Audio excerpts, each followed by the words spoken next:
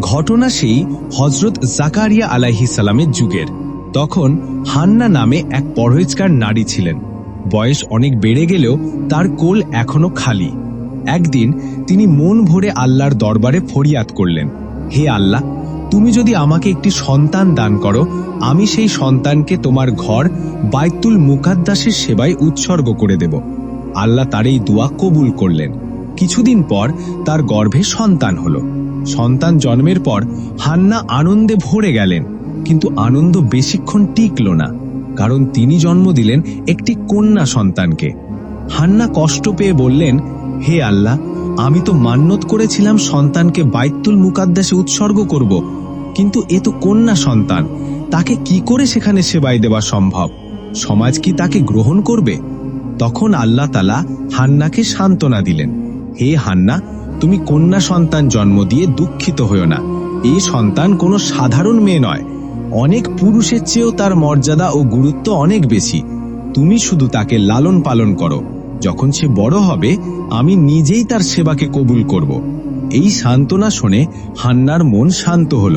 তিনি কন্যার নাম রাখলেন মরিয়ম এবং আবার আল্লাহর দরবারে দোয়া করলেন, হে আল্লাহ, মরিয়মকে ও তার বংশধরদের কবুল করে নিও, তাদেরকে শয়তানের ধোঁকা থেকে হেফাজত করো। এরপর হান্না 7 বছর বয়স পর্যন্ত মরিয়মকে নিজের স্নেহে লালন পালন করলেন। আর তখনকার সময় বাইতুল মুকাদ্দাসের ইমাম ছিলেন হযরত জাকারিয়া আলাইহিস সালাম। হান্না তাকে বললেন, হে আল্লাহর নবী, আমি আল্লাহর কাছে মান্নাত করেছিলাম, যদি সন্তান দান করেন তবে তাকে তার ঘরের সেবায় উৎসর্গ করব। আজ আমি সেই মান্নাত পূর্ণ করতে এসেছি। এই কন্যাকে আপনার হাতে সোপর্দ করছি, যেন সে আল্লাহর ঘরের খেদমতে অংশ নিতে পারে। হযরত জাকারিয়া আলাইহিস সালাম বাইতুল মুকাদ্দাসের খাদেমদের ডাকলেন এবং বললেন, তোমাদের মধ্যে কে মরিয়মকে লালন পালনের দায়িত্ব নেবে? খাদেমরা মরিয়মের মুখমণ্ডলে নূরের জ্যোতি দেখতে পেলেন, আর সেই নূরের আকর্ষণে প্রত্যেকে মরিয়মকে লালন পালনের জন্য ব্যাকুল হয়ে উঠলেন।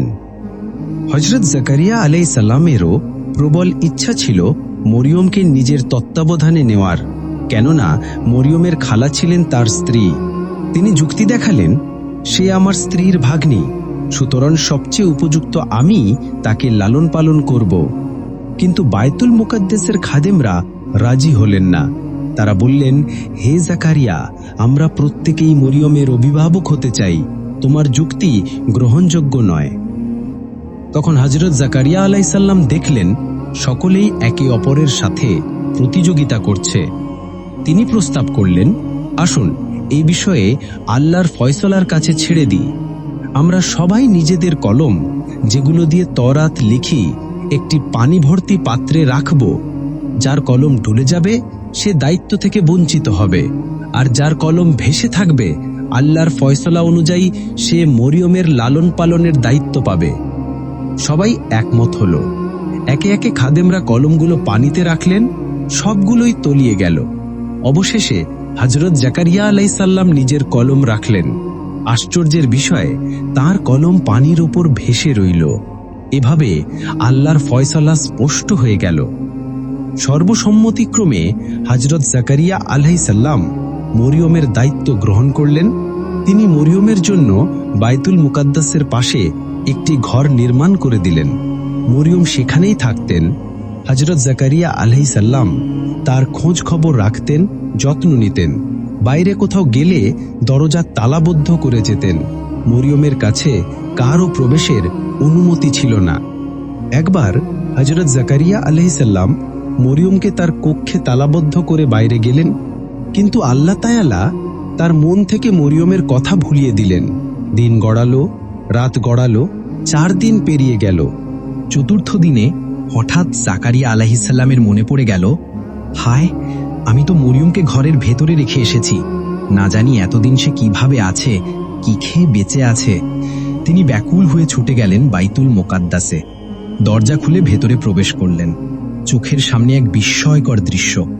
মরিয়ম ইবাদতে মগ্ন, তার চারপাশে ছড়িয়ে আছে বিভিন্ন ফলমূল আর খাবার, যা তখনকার ঋতুতে পাওয়া সম্ভবই ছিল না। প্রতিটি খাবার থেকে বের হচ্ছে মনোমুগ্ধকর সুগন্ধ। এ দৃশ্য দেখে হযরত জাকারিয়া আলাইহিস সালাম সিজদায় পড়ে আল্লাহর শুকরিয়া আদায় করলেন। নামাজ শেষে মরিয়ম সালাম ফিরিয়ে জাকারিয়া আলাইহিসসালামকে অভিবাদন জানালেন। জাকারিয়া আলাইহিসসালাম কণ্ঠ ভারী করে বললেন, মরিয়ম, আমি ভুলে গিয়েছিলাম তোমাকে। এই 4 দিন তুমি কিভাবে কাটালে আমাকে ক্ষমা করে দাও। মরিয়ম অবাক হয়ে বললেন, আপনি কি বলছেন? আপনি তো আজ সকালে আমাকে ঘরে রেখে গিয়েছেন, এখন দুপুর হলো, আর আপনি জিজ্ঞেস করছেন আমি কদিন কেটেছি। জাকারিয়া আলাইহিসসালাম স্তব্ধ হয়ে গেলেন। তিনি ফলগুলোর দিকে ইশারা করে বললেন, এত খাবার তোমার কাছে কোথা থেকে এলো? মরিয়ম শান্ত কণ্ঠে বললেন, এগুলো আমার প্রভুর পক্ষ থেকে। আল্লাহ যাকে ইচ্ছা অগণিত নিয়ামত দান করেন। এই অলৌকিক ঘটনা দেখে হযরত জাকারিয়া আলাইহিসসালাম গভীরভাবে উপলব্ধি করলেন আল্লাহর সীমাহীন ক্ষমতা। এভাবেই মরিয়ম বড় হতে থাকলেন। অবশেষে যখন তিনি ঋতুমতী হলেন, গোসল সেরে কক্ষে ফেরার পথে হঠাৎ তার সামনে আবির্ভূত হল এক উচ্চ উজ্জ্বল চেহারার ব্যক্তি। ভীত সন্ত্রস্ত মরিয়ম মুখে আবরণ টেনে বললেন, হে অপরিচিত মানুষ, আল্লাহকে ভয় করো, তুমি কেন আমার দিকে অগ্রসর হচ্ছ? আসলে তিনি জানতেন না সে ছিলেন ফেরেশতাদের নেতা হযরত জিবরাইল আলাইহিসসালাম। জিবরাইল আলাইহিসসালাম বললেন, হে মরিয়ম, আমি আল্লাহর পক্ষ থেকে তোমার জন্য একটি সুখবর নিয়ে এসেছি। মরিয়ম বিস্ময়ে বললেন, আপনি কে? কি সুখবর? জিবরাইল আলাইহিসসালাম উত্তর দিলেন, আমি আল্লাহর ফেরেশতা, আল্লাহ তোমাকে একটি পুত্র সন্তান দান করবেন। মরিয়ম কাঁপা কণ্ঠে বললেন, কিভাবে সম্ভব? আমি তো বিবাহিত নই, আজ পর্যন্ত আমাকে কোনো পুরুষ স্পর্শও করেনি। জিবরাইল আলাইহিসসালাম বললেন, তোমার প্রভু বলেছেন এটা তার জন্য খুবই সহজ। এ সন্তান হবে মানুষের জন্য এক নিদর্শন ও রহমত, আর এই কাজের সিদ্ধান্ত অনেক আগেই নেওয়া হয়ে গেছে। এরপর জিবরাইল আলাইহিসসালাম মরিয়মের দিকে ফুঁ দিলেন এবং মুহূর্তেই তিনি অদৃশ্য হয়ে গেলেন। এরপর মরিয়ম আলাইহিসসালাম হঠাৎ অনুভব করলেন তার শরীর ভারী হয়ে উঠছে। তিনি বুঝতে পারলেন আল্লাহর কুদরতে তিনি গর্ভবতী হয়েছেন।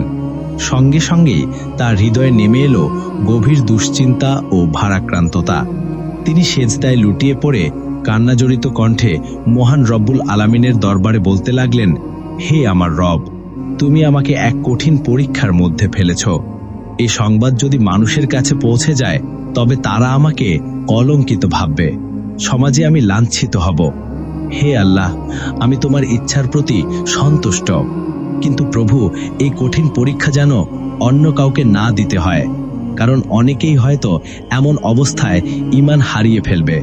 হে দয়াময়, তুমি আমাকে ধৈর্য দান করো এবং আমার এই বিপদ ও মুশকিল সহজ করে দাও, আর আমাকে ধৈর্যশীলদের অন্তর্ভুক্ত করো। কিছুদিনের মধ্যেই বনি ইসরায়েলদের মধ্যে খবর ছড়িয়ে গেল মরিয়ম গর্ভবতী। চারিদিকে শুরু হলো নানা প্রশ্ন, অভিযোগ আর অপবাদ। কিছু লোক তার কাছে এসে কঠিন ভাষায় বলল, মরিয়ম, সত্য কথা বলো, তোমার গর্ভজাত সন্তানের পিতা কে? তুমি তো এক কুমারী মেয়ে, পুরুষের স্পর্শ ছাড়া কিভাবে সন্তান ধারণ করলে? নিশ্চয়ই কোনো পুরুষের সাথে অপকর্ম করেছ।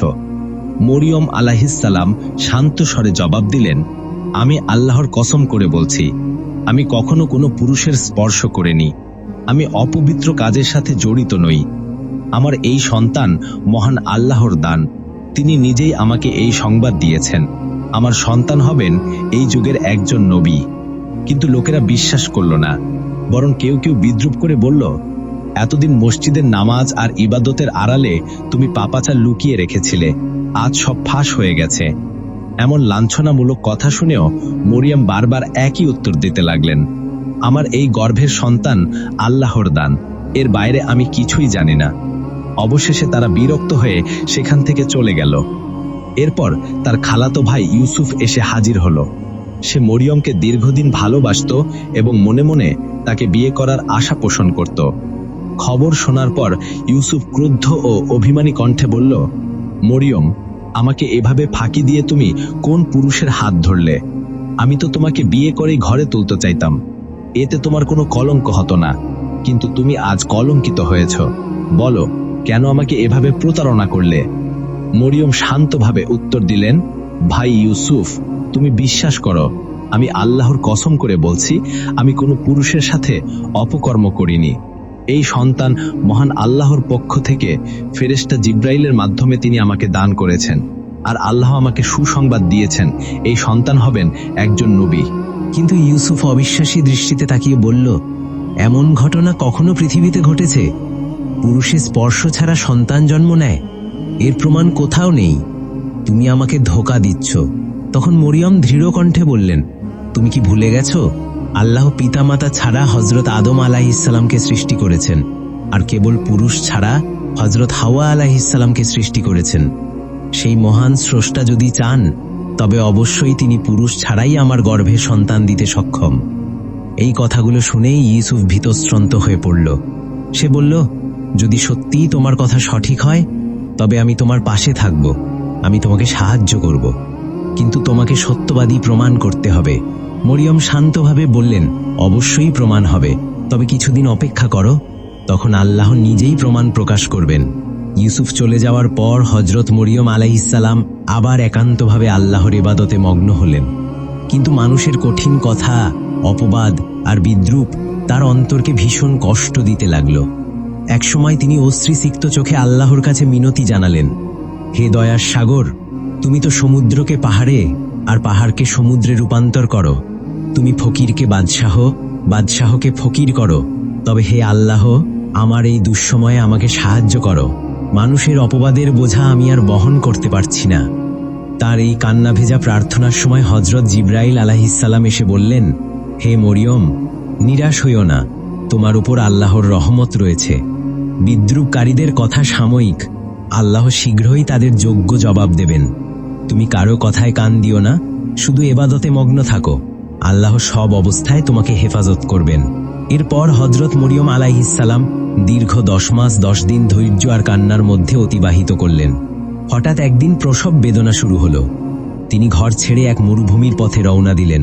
সেই স্থানটির নাম ছিল বাইতুলাম, যা বাইতুল মুকাদ্দাস থেকে 12 মাইল দূরে। তিনি এক খেজুর গাছের নিচে এসে আশ্রয় নিলেন। বেদনা ক্রমশ তীব্রতর হল। একদিকে প্রসব যন্ত্রণা, অন্যদিকে মানুষের উপহাসের ভয়, সব মিলিয়ে তিনি অস্থির হয়ে পড়লেন। তখন কাঁদতে কাঁদতে বলে উঠলেন, হে আল্লাহ, যদি আমি জন্মই না নিতাম, মানুষের মন থেকে যদি চিরতরে মুছে যেতাম, তাহলে কতই না ভালো হতো। ঠিক তখনই তিনি একটি ফুটফুটে পুত্র সন্তান প্রসব করলেন, কিন্তু তার পাশে সাহায্য করার মতো কেউ ছিল না। হঠাৎ জিবরাইল আলাইহিসসালাম আবার অবতরণ করলেন। তিনি মরিয়মের পাশে একটি স্বর্গীয় নহর সৃষ্টি করলেন এবং বললেন, হে মরিয়ম, এই নহরের পানি পান করো আর খেজুর গাছ থেকে ফল সংগ্রহ করে খাও। অলৌকিকভাবে খেজুর গাছটি নিচের দিকে নত হল। মরিয়ম আলাইহিসসালাম ডাল ঝাঁকাতেই তাজা খেজুর ঝরে পড়ল। নহরের পানি পান করে আর খেজুর খেয়ে তিনি কিছুটা সুস্থ হলেন। এরপর জিবরাইল আলাইহিসসালাম বললেন, হে মরিয়ম, মানুষের কথায় বিচলিত হও না। যদি তারা তোমাকে প্রশ্ন করে, তুমি শুধু ইশারা করে বলো যে আমি নীরব রোজা রেখেছি। বাকিটা তোমার নবজাতক সন্তানই তাদের উত্তর দেবে। সন্তানকে কোলে তুলে মরিয়ম অশ্রুসিক্ত চোখে তার দিকে তাকিয়ে রইলেন। তখন অলৌকিকভাবে নবজাতক ঈসা আলাইহিসসালাম কথা বললেন, হে আমার আম্মা জান, তুমি আজ পূর্ণ মর্যাদা পেয়েছ, কিন্তু তোমার পাশে কেউ নেই তোমাকে অভিনন্দন জানানোর। তাই আমি তোমাকে প্রথম সালাম জানাচ্ছি, তোমাকে অশেষ মুবারকবাদ। এই অলৌকিক দৃশ্য দেখে মরিয়ম বিস্মিত হয়ে আল্লাহর দরবারে শুকরিয়া আদায় করলেন। এরপর তিনি নবজাতক সন্তানকে কোলে নিয়ে বাইতুল মুকাদ্দাসে ফিরে গেলেন। খবর পেয়ে বনি ইসরাইলের মানুষ ভিড় জমালো। সবাই বিদ্রূপ করে বলল, হে মরিয়ম, বিবাহ ছাড়া কিভাবে তুমি এই সন্তান জন্ম দিলে? মরিয়ম কিছু না বলে ইশারায় বোঝালেন তিনি রোজা রেখেছেন, তাই কথা বলতে পারবেন না। নবজাতককে ইশারা করে বললেন, তাকে জিজ্ঞাসা করো। তখন লোকেরা ঠাট্টা করে বলল, কি, এই নবজাতক কি কথা বলবে নাকি? ঠিক তখনই নবজাতক ঈসা আলাইহিসসালাম কথা বলতে শুরু করলেন, আমি আল্লাহর বান্দা, আল্লাহ আমাকে কিতাব দান করেছেন এবং নবী হিসেবে পাঠিয়েছেন। তিনি আমাকে বরকত দান করেছেন যেখানেই আমি থাকি না কেন। আমাকে নামাজ ও যাকাতের আদেশ করেছেন। আমাকে আমার মায়ের আনুগত্য বানিয়েছেন। যেদিন আমার জন্ম হলো, যেদিন মৃত্যু হবে এবং যেদিন আমাকে পুনরুত্থিত করা হবে, সেদিন আমার উপর আল্লাহর সালাম থাকবে। শিশুর মুখে এই অলৌকিক ঘোষণা শুনে সবাই হতবাক হয়ে গেল। যারা কিছুক্ষণ আগেও বিদ্রূপ করছিল তারা নীরব হয়ে গেল। খবরটি মুহূর্তেই চারদিকে ছড়িয়ে পড়ল। অসংখ্য মানুষ এসে নবজাতকের মুখ থেকে আল্লাহর বাণী শুনল। তখন তারা বুঝতে পারল যে মরিয়ম ছিলেন নিষ্পাপ। সবাই তার কাছে ক্ষমা প্রার্থনা করল। প্রিয় দর্শক, এই ঘটনার মাধ্যমে আমরা শিক্ষা পাই, মানুষের অপবাদ, কটূক্তি ও বিদ্রূপ কখনোই সত্যকে ঢাকতে পারে না। আল্লাহ যাকে সম্মানিত করেন সারা দুনিয়া মিলে তার ইজ্জত নষ্ট করতে পারে না। আর আল্লাহর উপর ভরসা করলে তিনি অসাধ্যকে সাধন করে দেন। তাই আসুন আমরা সবসময় আল্লাহর উপর নির্ভর করি, তার দিক নির্দেশনা মেনে চলি এবং কোরআন তেলাওয়াতের মাধ্যমে হৃদয়কে আলোকিত রাখি।